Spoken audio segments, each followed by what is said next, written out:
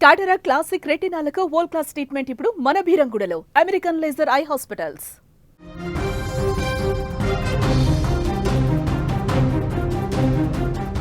బంగాళాఖాతంలో ఏర్పడిన వాయుగుండం ప్రభావంతో ఉత్తరాంధ్రలో పలుచోట్ల వర్షాలు కురుస్తూ ఉన్నాయి. విశాఖపట్నంలో ఈదురుగాలులు బీభత్సం సృష్టించా.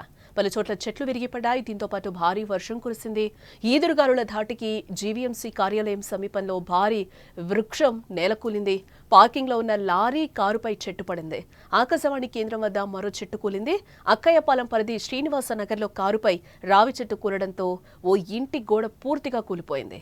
51వ వార్డు కళింగనగర్ మెయిన్ రోడ్డుపై పార్క్ చేసిన కారుపై చెట్టు కూలింది. కొన్ని ప్రాంతాల్లో రోడ్లపైకి వరద నీరు చేరింది. దీంతో రాకపోకలకు తీవ్ర అంతరాయం కలిగినట్లుగా కూడా తెలుస్తోంది. హఠాత్తుగా సంభవించిన ఈదురుగాలులకు విశాఖలో విద్యుత్ సరఫరాకు ఆటంకం ఏర్పడింది. విరిగిపడిన చెట్లను యుద్ధ ప్రాతిపదికన తొలగించి విద్యుత్ స్తంభాలను పునరుద్ధరించారు.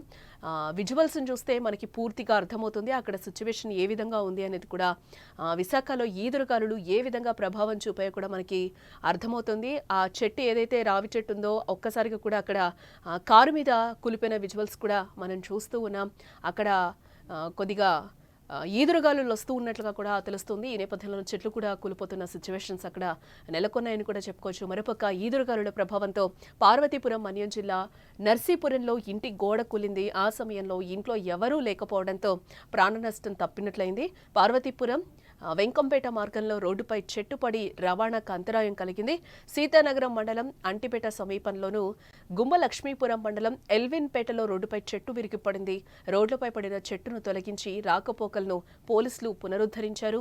పార్వతీపురం మండలం గంగాపురం కవిటిభద్రలో విద్యుత్ స్తంభాలు చెట్లు విరిగిపడ్డాయి.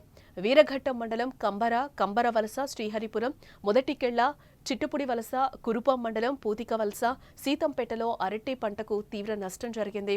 దీంతో మన్యం జిల్లాలో అంగన్వాడీ కేంద్రాలు, పాఠశాలలకు సెలవులైతే ప్రకటించారు. గాలులు, భారీ వర్షాల సమయంలో ప్రజలు బయటకు రావద్దు అంటూ కూడా జిల్లా కలెక్టర్ విజ్ఞప్తి చేస్తున్నారు.